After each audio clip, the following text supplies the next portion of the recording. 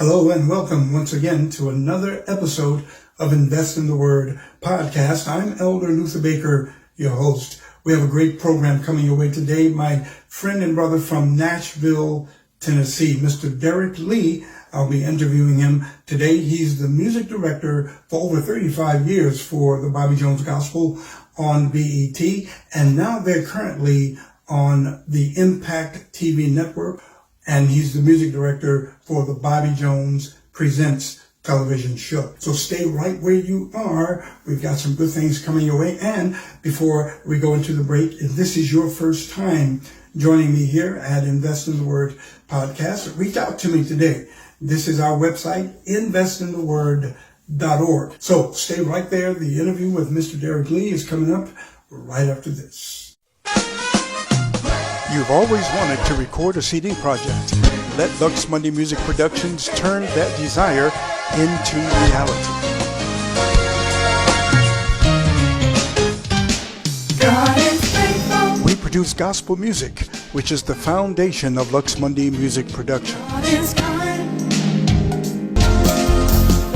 We also produce smooth jazz, like this one, featuring that unmistakable voice of Mesa.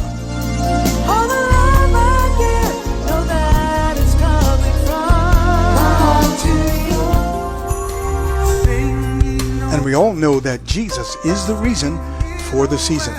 We also produce Christmas music.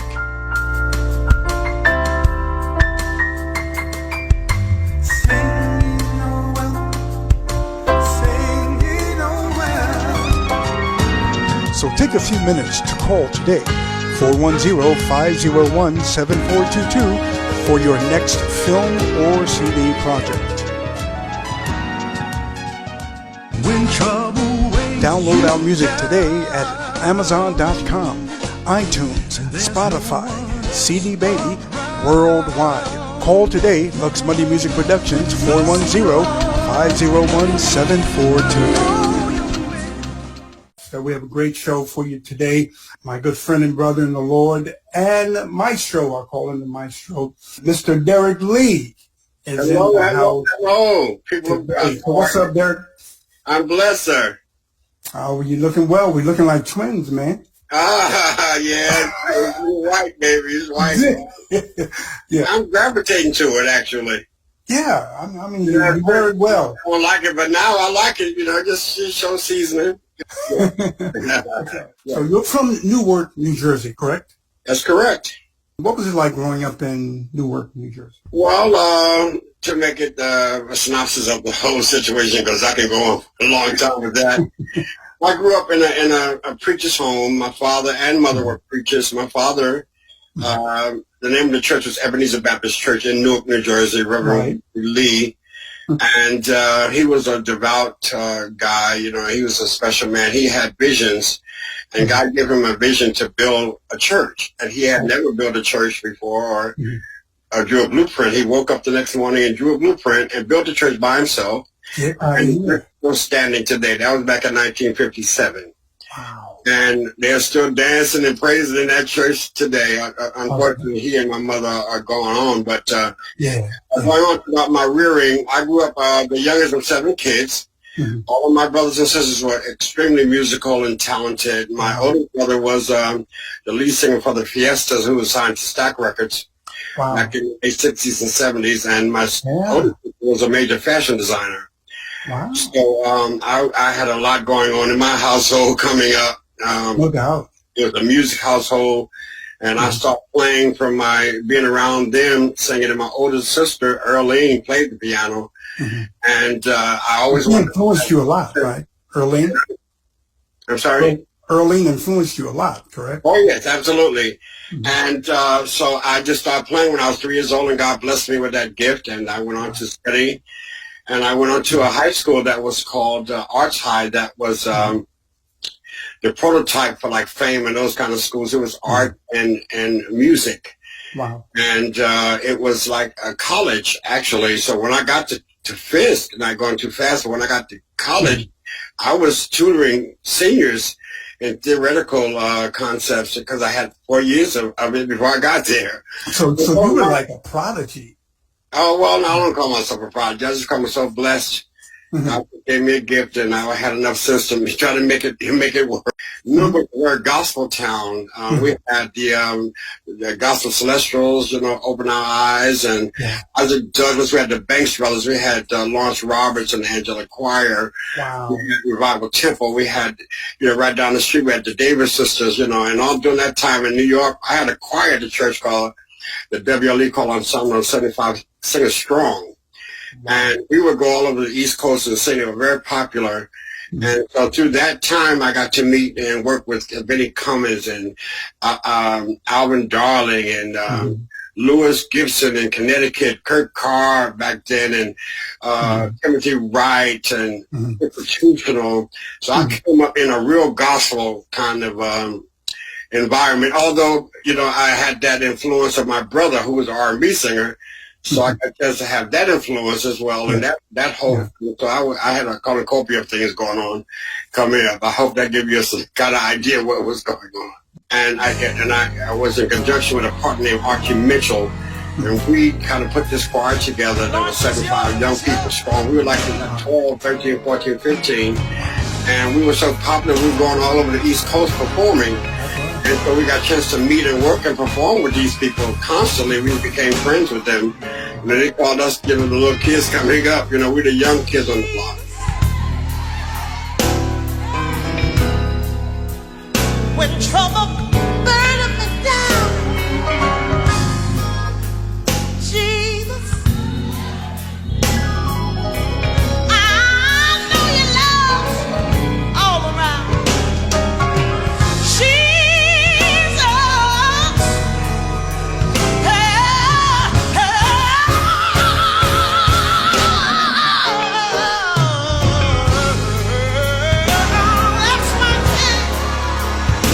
Y'all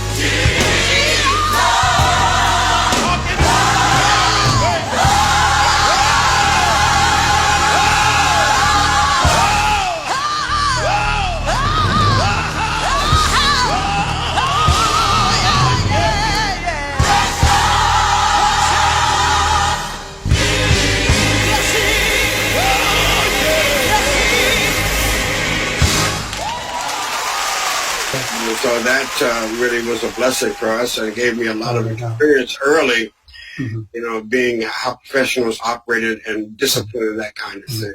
Yeah, I mean, because Benny Cummings, Isaac Douglas, they were the top of the chain in the gospel Oh my God, industry at that time. Banks Brothers, all those guys, Oh, yeah. they were Oh, top yeah. of the game. Mm-hmm. And now you went to Fisk. Absolutely. You graduated from the music school in Yeah. 1976. Well, I went there in 76. Okay, and you graduated. In 81, it was a 5-year program because I went into music education program. But I had a double major, piano, performance, and music education. Mm-hmm. Now, did your sister Earlene specifically encourage you or influence you to play piano? My brothers and sisters, they all sang, all holidays, and they would get together all the time, and she'd be at the piano, and they would sing. Harmonies would just ring out, and the people just around the community knew about, my family being so musical, and of course at the church as well. And so it was just natural for me to pick that up, just, following, in the footsteps of what they did. Right. And I was drawn to the piano. I sang too, but I was more so drawn to the piano. And so, like I said, I started playing at 3, and from that moment, I just started getting better. By 9, I was playing for the choirs at the church. Right. And by 12, I was playing for artists. I was doing professional work at Beautiful.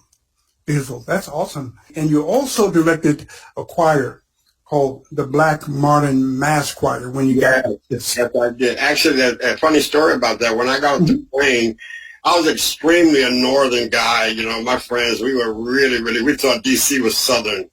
We thought that was country. We were New Yorkers. I was in that New York kind of feel. Right. But nevertheless, when I got to Fisk, I'm just kind of, trying to figure out, this Nashville. I'm like, oh my God, this is southern, real southern. I'm going to take a cake going to get me any moment, But nevertheless, a guy came up to me named Arthur Green. I'll never forget it. He says, are you Derrick Lee? And I'm like, yes. He says, well, Isaac Douglas told us that you were coming here and we want you to play for Black Mass. I'm like, huh? I had heard of Black Mass because I had done my whole coming to the school. And I'm like, wow. So I was there at the airport before I even got my luggage. They gave me the choir in my hands. Look here. So how does that make you feel? I'm sure you felt good about that. I was, I guess when I look back on it, I guess I was amazed, but I was so busy, being astonished or trying to live in the moment that I didn't think about it, trying to, that as we go further, like I always said about the gospel show, Dr. Bobby Jones Gospel, after 35 years, I never realized how, what we were doing after it was done. We were so busy doing it. Yeah. So we didn't think about doing it. We just was doing it, Yeah. And, Bobby Jones was an awesome, even when it first started coming on TV, it was so different. Yes. It was unique. It gave gospel music a face of class because gospel music was considered a lower, level kind of art form. Yeah. It wasn't respected highly as the other forms of music. Right. And what Bobby Jones Gospel did, it gave it a face of class and elegance that associated with the music, and it allowed people that would normally listen to the music to see it because it was packaged in such a way. And then they got the opportunity to realize that the awesome talent that is in this genre of music is just unbelievable. The singers and the level of musicianship that we have in gospel music is just unparalleled. Nobody, at any genre, they got to come a long ways to deal with some of these guys here. These guys are incredibly talented. Yes. Now, before we get too far into the Bobby Jones experience, you already mentioned that you sing. A lot of people don't know that you sing. Now you sang with the Jubilee Singers. I did. Correct. Did you sing tenor or? I sang tenor. Sang tenor with the Jubilee Singers, and it was an honor because that experience, being a college student, it was really amazing because it allowed me to meet all kind of dignitaries, and we sang for queens. We traveled across the world, doing that, and with the likes of Oh my God! It just went on and on. I just came Lucille Ball and Artie Shaw and I mean, the names that Cicely Tyson. We did the United Nations. We did the Cap. We did Washington. We did everywhere. We did Haiti for the Prince of Duvalier, Prince Duvalier. We did, through that experience, it taught me the struggle of Black people and how that music, to perform that music, you had to live that time to emote the spirituals. So it taught me that thing that Black people had, they hung on to get them through those rough times. And use that in all of my music, that emotion and that depth of down in your soul and determination. Yes, sir. What has carried this race to this point and will lead us on. You know what? That is so well said. I've heard other ethnic groups, yes, and persuasions sing "Go Down Moses" or any other type of Negro Black anthem, and they may sound good because the harmonies are good. But man, when there's nothing like the Black experience. Oh my God! You know, we're not racist or anything like that, but it's true. Because we lived it. Let me just add this. You know, I was during that period there. We'll get to it. I became a session player here in Nashville, playing piano for every day. I did that every day, 8 hours a day or more.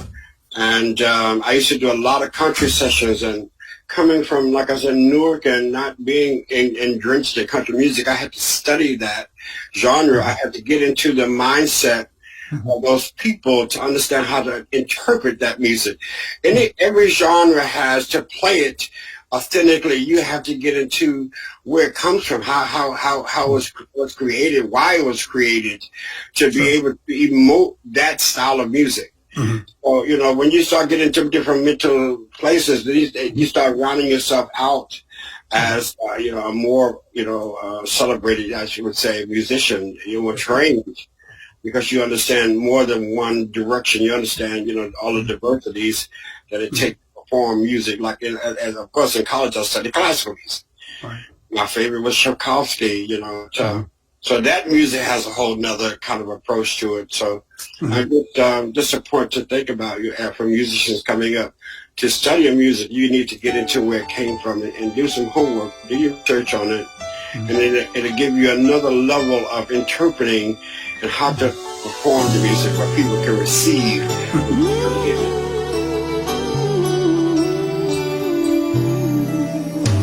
In the snowy cold of winter, underneath the cloudy sky, in the middle of December, you share the thinking why do the leaves fall? Why does the sky fill up with gray? Where do the birds go? Think about it. Seasons change. It's gonna change. They always change. Sometimes life is gray like winter, and the tears fall from your eyes. Your heart is cold like December, and you start to wonder why. Where did my faith go? Why don't things ever go my way? Why don't my friends call? Get encouraged. The seasons change.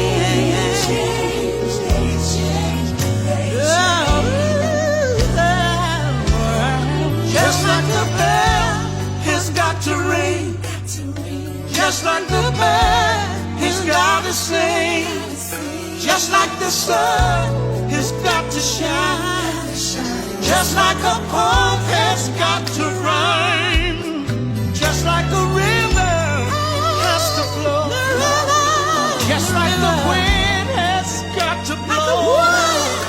After the rain, after your pain, you won't be the same.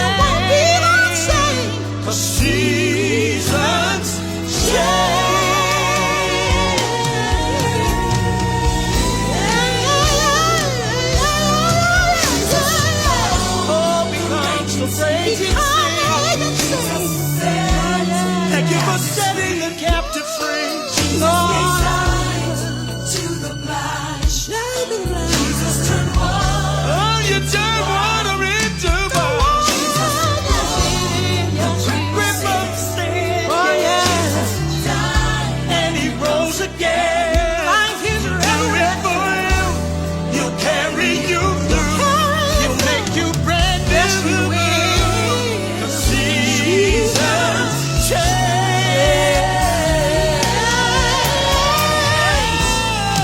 Just like a bell. Just like a bell has got to ring. Oh my.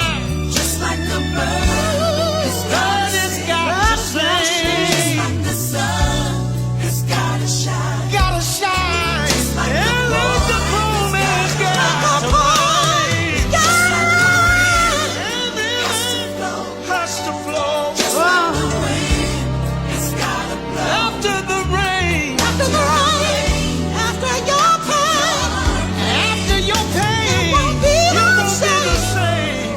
Jesus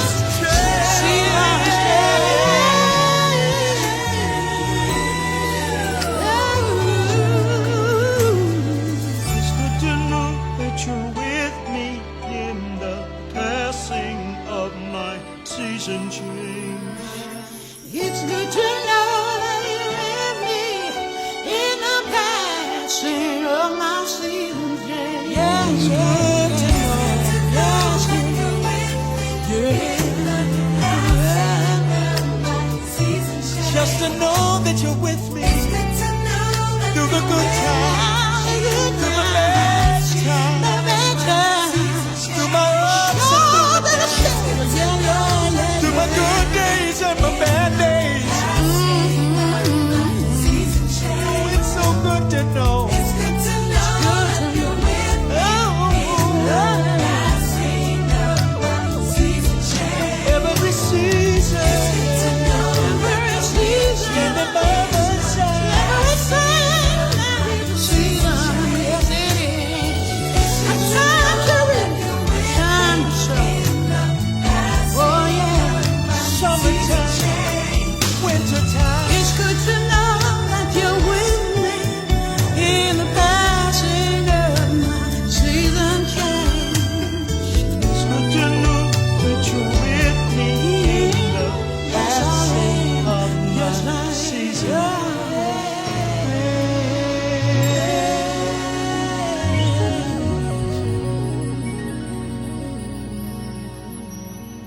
Now, I have a question for you, Yeah. Mr. Derrick. As a musician myself, question for you. Is it necessary, if you give me your opinion, for a musician of any genre, but gospel music in particular, is it necessary for them to know theory or to read? I don't think it's a must, but I think it definitely is a help because it gives you another understanding of what you're doing. The whole idea, and very good question. While I was in college, when I got to college, as I said, I had to study theory for 4 years in high school. So when I got to college, a lot of the students that were extremely talented, they had a problem relating to what they did to what was on paper. They couldn't translate it. They couldn't work. And I was able to help them to see that, to make that reality come to life. And I think adding that to you, first of all, as a musician, it gives you a lot of diversity and allows you to get more gigs because you can fit into a whole lot of different situations because you're able to read the music. And I was able to do all the country. I did a lot of orchestral sessions where you walk into the country and say, okay, and bar 125 beat 3, that's an A flat, not an A natural. 1, 2, and then you play. Right. You know, so you coming on site reading, you're on. So that taught me and allowed me to get those triple scale sessions because I was able to read music. Awesome. I can remember years ago when I was there, and I did in 1982. This is going way back. I had Everett on the episode 11, and I had him cracking up, man. I had him. He was probably crying tears, man, when I made this statement. Because back in '82, when I was there, when I had hair. Right? He was Well, cracking up. I had a whole lot of hair back then. Oh, well, you had the Gumby thing going on, man. That was my hair was real curly, but it's all gone. I got some really Right. friends I have. Right. And I was impressed with you guys, man, because Nashville, getting back to what you said about knowing various genres of music, Mm-hmm. I just sat down at the piano. I can remember this as if it happened yesterday. And you sat beside me. I still remember you had a white shirt on, you had black pants, right? Just turned 65, but I can still remember, right? And you used the Nashville Number system. number system, right? And you were just asking me, well, where are you going here? And you just picked that thing up, you showed it to the other musicians, and you guys just came right in. Yeah, and that was my tool. I learned that system, which is a takeoff from theory, classical theory, but it was a national number system that the country singers, country players used. Exactly. And so I said, oh, this works. So I taught all the musicians when I was on the road cutting records all over the country. I taught all the musicians during that time the number system. Wow. And because one is one in every key. Exactly. So I did a thing for, was it Joe Thomas? I did an arrangement of You Were Always on My Mind for Skip Scarborough. He was producing a session and wanted me to do an arrangement for Joe Thomas. What's it, Joe Thomas? I forget, one of them blues singers. You Were Always on My Mind. Well, I didn't know what key he was going to be, so I just wrote the numbers. So when we got to the session, we had all these players, and so we had brought this drummer, all this folk from LA, and nobody could read the chart but me and the drummer, because he could read. And Skip came and said, he said, you stumped all my LA musicians. Nobody could read this chart because they didn't know. That was a national thing. Wow. A quick little lesson on numbers. Like one is one in every key, so you indicate minor, major, or diminish, half diminished, or what have you. And that's how you build the chords. So like I said, and C, you got C, and then you got D is D, major, until you make it minor. 3 is E, major, until you make it minor. You see, and so you can set the keys like that. So you can listen to a song and write faster numbers instead of having to write A flat, A flat, B flat. Exactly. I hit on one time to write the chart, and then I get the chart and arrange it. I was so fast at one time, man, that they called me the fastest man in show business. I could hear a song and write the chart as I'm arranging it, and give it to the musicians, and then we play it. Amazing. Everett said you are the arranger of the second arrangement, and it was the arrangement of both arrangements because you can move so fast. How that came about. On the show, Dr. Jones would like to repeat some of the songs, and so I didn't want to do the song the same way. But then I'll rearrange the last arrangement I did. But then he'll come back 2 months later. I want to do that song again, then I'll rearrange that arrangement. But we wound up with 8 or 10 arrangements of the same songs. Unbelievable. See, so you see, folks, you see why I call him Derrick Lee, the maestro. Oh, you're so kind. Thank you. He's talented, he's gifted, and even more important than that, Derrick Lee loves the Lord. And that is such an awesome thing. I couldn't have made it without him, I tell you. Yes, sir. Yes. So what is the pattern of how you play? Do you have a foundation that you use all the time, or does it change? Well, it changes depending on what style or what I'm playing. Right. That influence comes from the Tchaikovsky and the Debussy, those kind of polychords, as well as jazz. That I've been influenced by as well. And so I use all those things to put together to my style. And sometimes with gospel music, of course, if I'm playing traditional, I can be straight up traditional. Exactly. But then you got to add a little edge. You start adding some of those subdominants and some of those 13th and 11th and pop 11th and those kind of things, to get a bigger sound, to make the chord structure sound bigger. Yes, sir. And playing a tenths in the left hand, and then you got 5 or 8 notes in the right hand, then it makes the chord feel bigger, particularly if you just have piano, bass, and drums. So the sonority and everything, it just feels wider.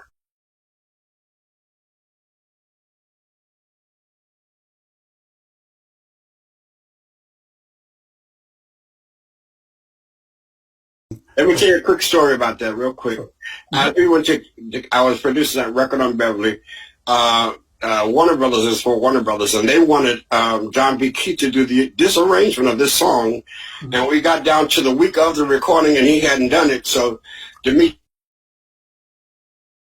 and God gave me this arrangement literally in 15 minutes. I sat down to the piano, and it just came out. And I went to the rehearsal that night and taught it, and that's what. Awesome. Jesus Christ. Maestro. You're the maestro. Big time. Question though, who were the singers? Who were the singers? The background singers? Okay, the singers was a born again choir as well. I brought in 3 professional background singers: Bob Bailey, who's phenomenal, a girl named Vicky Hampton, and a girl named Kim Fleming. I brought them in to like be out front and born again choir at the time. They were quite delicious. And then I brought in Orlando Draper to be a guest choir director. There you go. So we got some drama there as well. You don't have to say anything more. That's why it sounds the way it did. And Bob Bailey is just ridiculous, man. Oh, that's a whole nother story. Me and Bob Bailey traveled together for years all over the world. We've come just piano and vocal, and that's one of my best friends today. He's now performing background with what is the Brooks? What is that? George Brooks? What's his name? Garth Brooks. Garth Brooks. Yeah. Because he was with one of those. Winona Judd. He was with them for a little bit. He was with them for a long, and Vicky, they left from there and went to Garth Brooks. Yes. Awesome. Yeah, went from PTL. Yes, that's Oh, the history. Winona Judd. Okay, then he moved. See, after PTL, he moved to Nashville.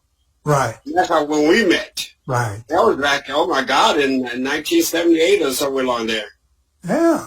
In fact, we traveled together and me and him wrote Bring It to Jesus together. That's on Bobby Jones's record. It recorded by Philip Bailey, Cynthia Clausen. It was real big in the CCM world. And what song was that again? Bring It to Jesus. Oh, y'all wrote that. Get out of here. Yeah, Bob Bailey and a guy named Raymond Brown. Yeah, I remember them. Cynthia Clausen, all of them were. Oh, yeah. Wow. They were top of the game back in the 70s and stuff. They all recorded that song, Bring It to Jesus. It's a really good song. It's real big for the CCM market, but I brought it to black through Beverly and Bobby Jones and gave it an invitation. Excellent. Wow, man, I'm telling you. Okay, Ricky Dillard.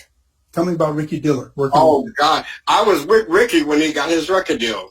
Yes. He got his record deal on Musher Show Song Gospel with a good friend of mine named Butch McGee. And so when I have coached him in his very early days, and of course me and Ricky go way back, he's a phenomenal choir director. I mean, yes, he is. I mean, his vision of that music is just unparalleled. It is. He's one of the best when it comes to choir music. He knows how to get the best out of a choir. He does. They're blessed to do that. Some people are just gifted to do certain things, with certain excellence. Yes. He's one of the best in that area that I know. Yes, he is. 2 of the best directors I know of right now is Orlando Draper before he passed, and Ricky Dillard. Unbelievable. Absolutely. Yeah. Now, you've worked with Patty Alston, Ollie Woodson before he passed. Oh, God. Franklin. I mean, that was just 2 greats right there. You think about them, it's just a movie there alone. I mean, just an honor to work. And I had the opportunity to work extremely close with both of them. Clifton Davis.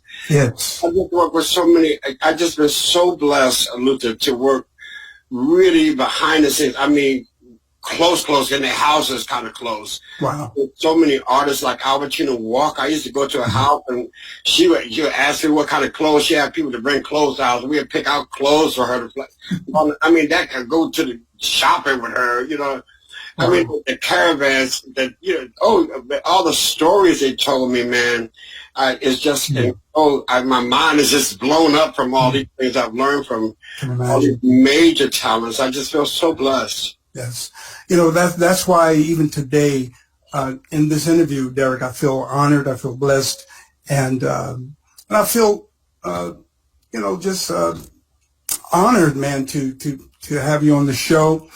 And I don't take your experience and what you've done, your talent, your ability, lightly. And the Bible tells us to give honor where honor is due. And some people just do double honor, my brother, and that's what you do right now. You do double honor. We thank God for you. I'll be the glory. Yes, indeed. Now, so what do you do for fun? Interior decorating. That's one of my side pieces. Wow. And I love artwork. I love museums, and I love fashion.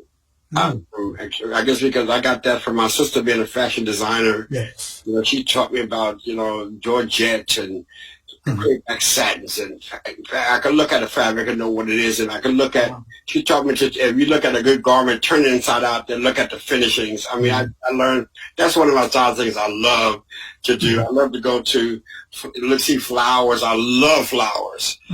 I've got flowers in my house at all times. Fresh flowers. I just love that. Yeah, see something behind you there. Yeah, something. That artsy side, I guess, of me. I don't know. Now, you like creative things, and you like decorating. Did you do that from Earl Lean, or was it? I got that. Well, I got some of that, a lot of that from my older sister, the fashion designer. Okay. She took me to when I was, in high school to international boutique shows, because she had a major shop down in Newark called McKinnon's Fashion. Her and her husband, and she did all original designs for her. But they would go. She would take me to the international boutique shows in New York, with all the designers and coming to show their designs for different stores and companies that I'll be buying for the next season. So I used to do that every year with her as well. She taught me about French cuisine, crepes, and all those kinds of things. So I learned that refining side of me through her. That's amazing. And unfortunately, she just passed a few months ago. I miss her. Sorry to hear that. Dearly, yeah. Sorry to hear that. Older sister. Yeah, you have my condolences, man. Thank you. Yeah. Seasons change. Bishop Paul Morton and the Queen herself. Absolutely, Aretha. Aretha Franklin. Tell me about that experience. That was a piece I did. Well, we cut the record actually in L.A.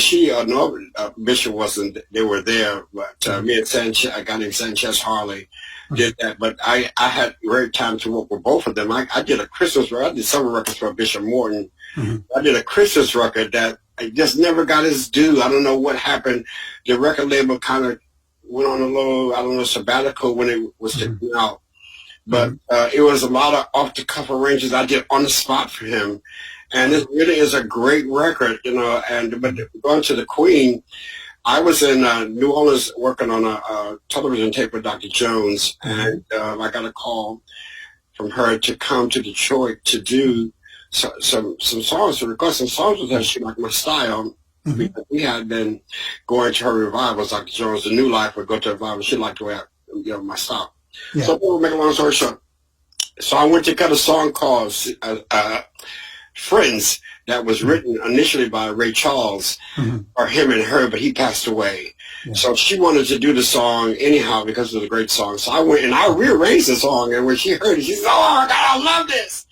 And we developed a very interesting thing at that time. And so she recorded that song with Shirley Caesar, Pastor Shirley Caesar, and then I did a Richard Smallwood song.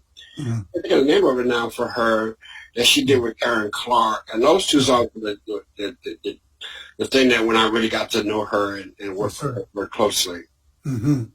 Wow. Man, you're a man of great experience, a man who's done BET for over 35 years with Dr. Jones. Wow. I'm sure that was a wonderful experience. And oh my God. That's tell me just a little bit, because I'm sure that's like a 5-10 hour discussion right there. Tell me a little bit about the BET experience.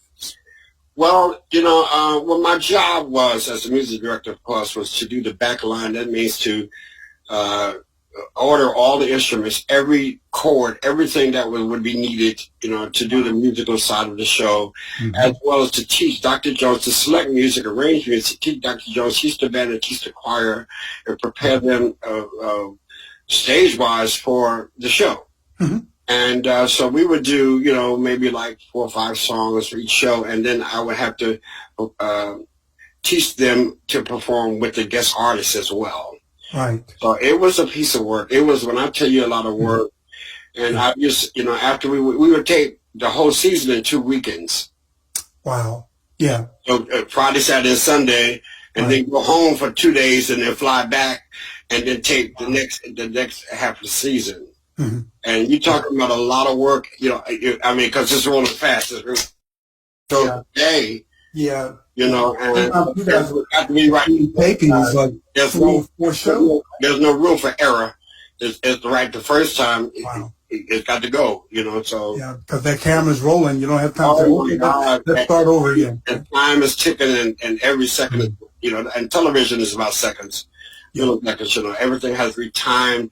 I would have to time the songs to the second, and then, of course, they would do all the blocking, how things had to be, the camera shots. It was a lot of work. Wow. But it was a major, major experience that I will never forget. It really trained me and molded me to approach anything on the spot, to be, be ready for it. Because television and live shows, is, anything can happen. And let me tell you, everything possible has happened on that show.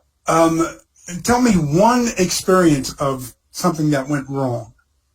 Okay. We were doing a show at Channel 2, and it was the O'Neill twins. It was, who else? It was the O'Neill twins. It was the Barrett sisters and New Life on this little platform stage they had in Channel 2.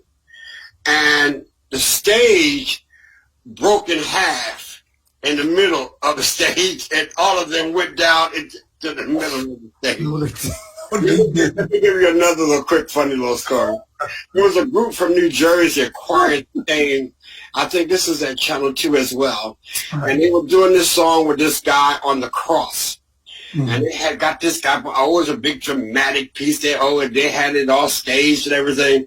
And when the dramatic moment got to the climax, the cross broke and Jesus fell and hit the floor. Now, I don't even have to tell you what happened after that. Of course, I ran out of the studio. Jesus hit the floor. That is funny, man. There's so many stories of backyard outtakes that you would just. What Dr. Jones needs to do are bloopers. You need to do. God! Let me tell you something. It would be a hit. Oh my God! You have no idea what stuff went on. Oh my God! I tell you, look, you told me about this group the first time I interviewed you. The song is called Breakthrough. Please forgive me. What was the name of that group again? Okay, this is a group called the Friesen Brothers. Friesen Brothers. And these guys grew up literally my brothers in my father's church. Awesome. And their family was a singing family from like when they was 2 up to 8 years old. It was 10 of them. And they had like a little hit song called Do What the Good Book Says. That was back in late 60s, early 70s. Wow. But nevertheless, we maintained our friendship all this time. And they had a group, so it just went down to just the guys. They let the girls go and they went to just the guys. And now it's just 2 of them. And I just produced this record. It's really a great record. And the first single is called Breakthrough, written by Alvin Darlin's son. Alvin Darlin is mine. But his son is just as talented with a little younger, fresh edge to it. Well, this is a song that lends to his father's flavor. It's got that old school feel to it. Yeah. It's a great little song, and I think it's going to catch on to people because we need a breakthrough right now. I think so. And awesome song. The Friesen Brothers, here they are. You're going to love it. Song entitled Breakthrough.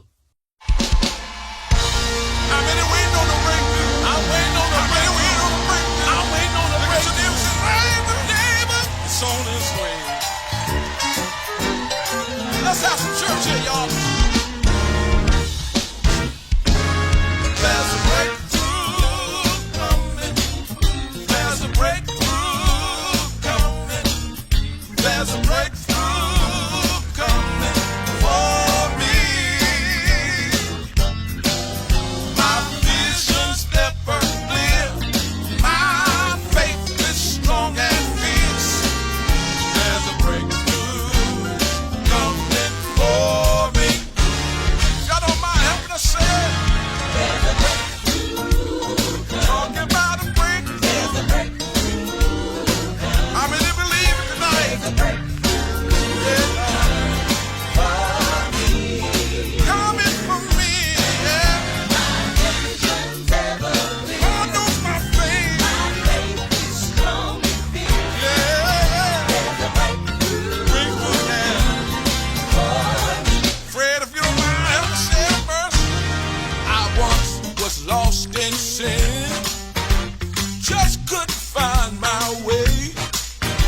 Jesus came to show me a brighter day. He said, trust and believe. By faith you shall receive. The breakthrough coming from God. Talking about a breakthrough. There's a breakthrough. Showing up coming from me. My vision. Oh, my faith is strong. Oh, like a breakthrough coming. Frank, won't you say a verse for us? I was holding for so long. Seemed like my faith is almost gone. But I never wavered from his plan. I reached out my hand and I joined the Christian band. There's a breakthrough coming from me. Yeah. Lord have mercy, yeah. I know it's on its way, yeah. Oh, yeah. Coming from me, yeah. My faith is strong and fierce.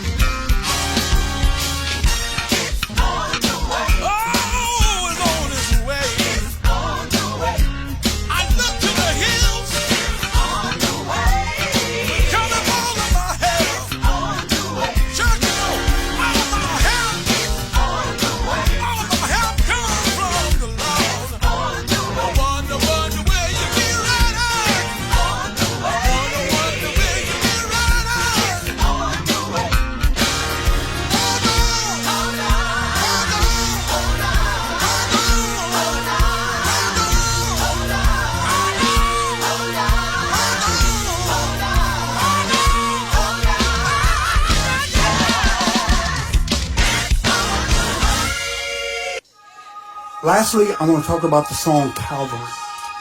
Okay, this is a song that was written by a good friend named DeWitt Johnson. You might remember him from the 70s with the BCM Choir and the Johnson Ensemble. He had big hits, Show Me the Way, I Want to Live so God Can Use Me, and Harvest is Plentiful, Glad to Be in God's Service. He wrote a lot of big songs, and when he came to me, I want to combine the two choirs and do like a reunion. And I have a new song that I really think is, could do well. And he came to me, and this song was called Calvary. And so we did it on Mother's Day, actually, the year before last. Just really getting out, and it's a great song. He's such a great traditional writer, and I think people still need to hear those kinds of songs.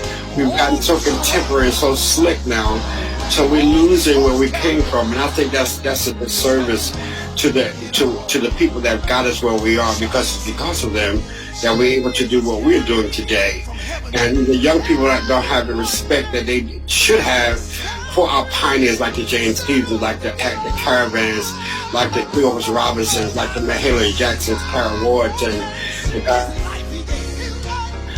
those people are, they were phenomenal artists. And I feel so blessed to have worked with most of them before they died, and to realize the unmeasured level of talent and just the mental concepts these people had. But at that time, that's what it was about. Now it's just no different. So people have to learn how to respect people, how they got to where they got. And I thank God for your talent, your ability, and your love that you have for Christ. And we're living in a time that's really dangerous, uncertain. We live in uncertain times. So to close us out with a final word of encouragement, Derrick, what would you say to our viewers and our listeners today? What word of encouragement would you give them looking into that camera? I would say never give up on your dreams. You are uniquely designed and made, and God gave you something that he gave no one else, and it would be a disservice for you to keep it to yourself. You've got to go and get it out and share it with the world. That's why he gave it to you. Awesome. Unbelievable. Derrick Lee, the man, the music. We just love you, my brother, and you keep doing what you're doing, man, okay? Thank you so much. God bless you, and thank you for having me. Thank you so much for joining me here at Invest in the Word podcast. Reach out to me today at investintheword.org. And Word Warriors, remember, the Word of God. We must learn it, we must live it, then we must share it. See you next time for the next Invest in the Word podcast episode. I'm Elder Luther Baker. See you then.